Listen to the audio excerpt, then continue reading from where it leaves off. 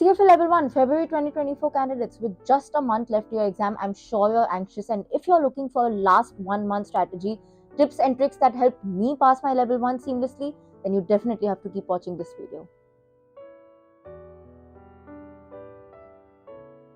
Hi guys and welcome back to my channel. My name is Tanishka and I hope you all are doing good. Also, Jai Shri Ram to each and every one of you. Today is a very historic moment in India and in fact for the entire world, and I just hope from the bottom of my heart that Ramji continues to bless each and every one of you. Once again, Jai Shri Ram to all of you. Now, getting to the topic for today's video is especially for my CFA Level 1 February 2024 candidates.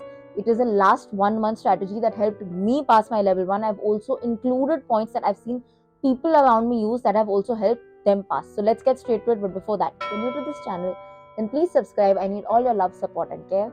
If you're already a part of this channel, thank you so much for joining me in my journey. I hope we stay together till the end of time. So, CFA Level 1 students, you have literally 1 month left to your exam. Today is 22nd of January, the day this video will be released. So, yeah, that marks pretty much a month your exam, and obviously anxiety is there, nervousness is there, everything is there, and that's okay.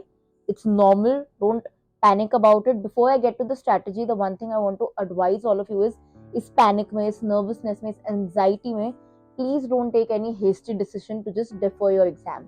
Even if you want to defer your exam, sometimes there are circumstances that you have to, but think of it wisely. Don't let anxiety take over your decisions, right?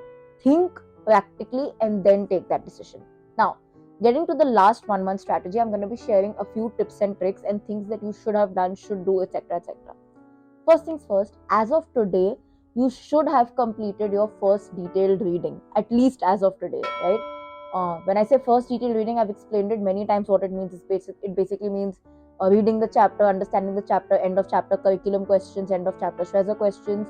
At least this much should have been done. If it is not yet done, do not panic. Ho jata hai, like I always say, sometimes life happens. Please take this 1 week at the latest and finish it. But be calm and do it. Jitna panic mein karoge, utna nahi hoga. Nahi hua, it's okay, it's a problem.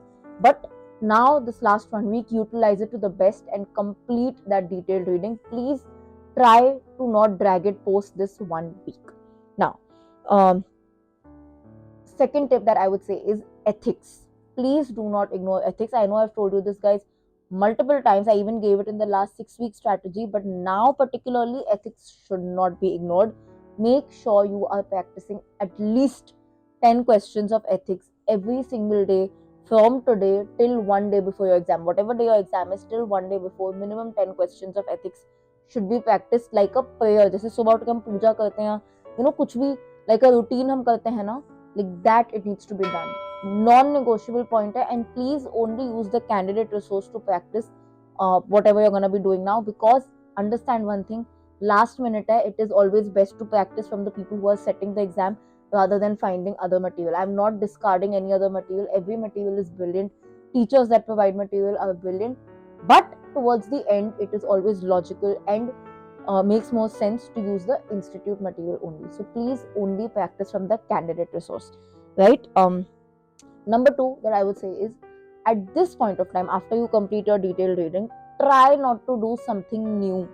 Especially in the last 2 weeks of the exam, try to not learn something new. अगर कोई ऐसा concept है, कोई ऐसा topic है which you have not understood deeply, I would say, or you've not, you feel like, there are still some loopholes and वो बिल्कुल ही नहीं समझ रहा, give it 1 day. If you are able to crack it, well and good. If not, do not waste time on it.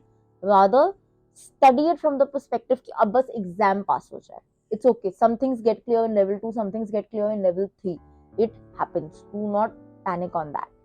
Next tip, please, as of today or tomorrow, as soon as possible within this week, if you have not yet done it, make a formula sheet. You will thank yourself for doing that, especially on the exam day. That will be the most beneficial thing you can revise from. On the exam day, or even 1 day before the exam, believe me, you will not have time to even open 10 Shweza books. You will just go crazy. What will make more sense is to open a concise version of everything in the form of a formula book. So please prepare your formula book, formula sheet, whatever you want to call it, right now if you've not yet done so. Now, coming to the subject wise revision, we're going to do a thing called cumulative revision. What is cumulative revision? Let me tell you that, and I'm gonna then go to the subject sequence. Cumulative revision basically means that suppose I am studying derivatives today. So my day will starts by practicing 10 questions of ethics. Then I revise my derivatives chapter. Okay, it takes me minimum 2 days to revise the entire derivative subject, not chapter wise. Now we'll go subject wise. So that was day one. Day two, I again get up, solve 10 questions of ethics, and then I continue to revise derivatives. I finish revising the entire derivative subject. Then I go to the candidate resources. I log in and I solve a minimum of 20 questions from derivatives. Again, only use candidate resource at this point. Solve 20 questions from ethics, then go to study your next subject. For example, economics. So my day would be 10 questions ethics. I revised derivatives. I started doing derivatives questions. The moment I finished derivatives questions, I started revising eco. Day over. Next day will start 10 questions of ethics, 20 10 to 20 questions of derivatives, whatever number you can choose, 10 to 20 questions of derivatives, revision of economics. You are gonna pile up each subject.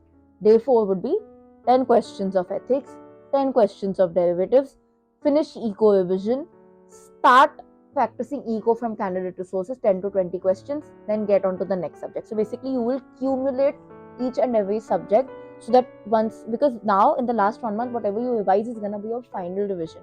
You're not gonna have time to redo this 100 million times. So once you are done revising, immediately get to solving questions every single day, because that will make sure that the content, the syllabus will remain in your head. So for all of you who have doubts as to how to retain 10 subjects, this is the only way to do so, by constantly practicing every single day.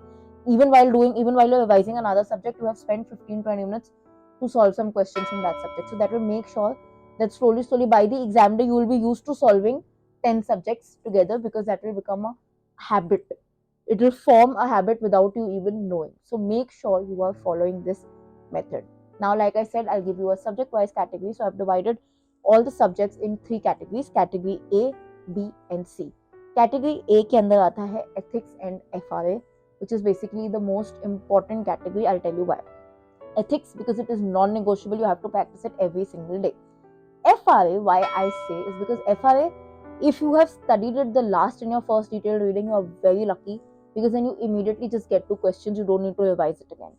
If you have not studied FRA last, then try to revise FRA first and immediately get to questions, because FRA is a subject that is so lengthy. I'm not saying it's hard, but it is so lengthy that you will not be able to revise it towards the end. It will make your mind go blank. In fact, I always suggest my level 1 students, when they're starting their journey, that do FRA last, so that you don't need to revise it. Immediately the moment you're done, you add it in the cumulative revision. जैसे ethics से उसका होता है, FRA already use करते. So once you finish FRA, please make sure you're doing FRA every single day. Non-negotiable point. That's why I call this category A. One is kind of easy but tricky questions. One is easy but lengthy. So revision का time बार-बार नहीं मिलेगा उसमें. Category B, where you can easily score and it is easily understood for most cases. के अंदर we have equity, alternative investments, corporate finance and portfolio management. This should be your strongest space, because these are the subjects that you will understand easily. Like I said, it's not too complicated to understand, and scoring also becomes easier because understanding is stronger. So that is category B. Wait, I'm gonna come back to category B after I add category C. Category C के अंदर we have the slightly difficult subjects in terms of understanding, in terms of question solving, and also in terms of scoring. Sometimes even in the exam, these are usually the difficult sections: fixed income, derivatives, quants, and economics. These. Now, how do you balance this? Category A has to be done every day from the very start. You've done and dusted that. Between category B and category C, it is always wisest to do alternate. So one subject from category B, one subject from category C, one from B, one from C. That's how your revision should go. You can choose any format, but alternate it. Why? Because if you do entire category B first, what's gonna happen is you'll finish all the easy topics first, you'll be comfortable, but then stress will kick in an innumerable amount, because you'll have all the hard subjects left at once. And by the time that will happen, suppose it's the last 2 weeks, you'll go crazy thinking, oh my god, everything hard is left, and the panic will not let you revise that properly. Alternatively, if you start with category C, the hard part completely first, you might take a little longer, and by the time you finish that, it might be very little time left for you to do category B, and you'll start stressing on the fact that जो easy था वो तो revise किया ही नहीं, I could have scored more in that. So don't let yourself get into that anxious state. The goal at every step is to keep a balanced mind. So make sure you are alternating between category B and category C. Whatever order you want to do doesn't matter, but alternation is the key. Okay? If you still are looking for, but which subject should I start with, then it's always advisable or makes thoda sa more sense to start with the more higher weighted subject. So for example, I'll do equity and fixed income, then go to an AI because AI has a little less weighted, something like that. That will make more sense. But like I said, that is a very okay point. Even if you do it in whatever format, it works. Next tip comes to your mocks. I know a lot of you will be like, when to start mocks, when should we give mocks? So 3 weeks before the exam, if you are done with your revision, then you can give your first mock, and you can give a weekly mock, 1, 2, 3, or maybe 2 in the first week, then next. Ideally, 2 to 3 mocks should be done. That is a non-negotiable point. At least 2 mocks should be done. If you can do more, great. But don't stress so much over it. कहाँ के mocks करने हैं at all times, अभी से लेके whatever practice you're doing, revision you're doing. Like I said, please only use institute material. Believe me, you'll thank me and yourself both later. Now, one last thing that I want to add, and I think a lot of you keep messaging me for this, so that's a special point and a very, very important point. From now onwards, stop focusing on how many marks you're getting, what is the percentage you're getting. Instead, focus on understanding your mistakes. Even if you are getting a 0 in your practice, it is completely fine if you have spent enough time to understood why you have got that 0 and are so confident that you have understood it well. Now if they ask you the same question, even in your sleep, you will be able to answer it. That's the level of understanding you need to spend time on. So don't be extremely happy that, I'm scoring 70 and everything. That is not a benchmark of what you're gonna get in the exam. Again, even the 0 is not a benchmark. Just because you're getting a 0 everywhere, that is not a benchmark. What you need to do is focus on spending time in your mistakes at this point of time. Don't brood over itna hi nahi hua, where is my 10% going, where is my 30% going, I'm scoring 60, what if I fail the exam? Aisa kuch nahi hone wala. If you are spending time to focus on what went wrong, there is no chance that you will not know it by the exam day. And one extra point that I want to add, I know everybody on the internet and otherwise keeps saying that you should finish each and every question from the candidate resource, you should do these many questions, that many questions, each and every mock, otherwise you're going to fail. Definitely, the more the practice you do, the better. But like I always say, please understand, we are all human beings. Sometimes life comes in the way, situations come in the way. If you have not managed to finish anything to the T, in the sense that you've not completed the candidate resources, you've not completed 6 mocks or 5 mocks or 3 mocks or 4 mocks, but you are confident of what you have done, the amount that is understood the concepts, and whenever you have practiced, jitna bhi practice kiya hai, you've made sure that you have spent time on your mistakes, you are in a good situation. It's okay. Don't panic over what somebody else is doing, because remember one thing, just because someone else is doing a little bit more than you or someone else seems to be succeeding, absolutely does not mean you are failing or you are going backwards. Listen to this twice. I'm going to say it again. Just because someone else is moving forward does not mean you are moving backward. Or ye baat ratta maar lo, because that's what holds all of us back from success. With that, I'm gonna end this video. If you guys have any more questions related to this, let me know in the comment section. I'll definitely answer it. And all the very best to each one of you. I'll be making an on-exam day tip very, very soon as well.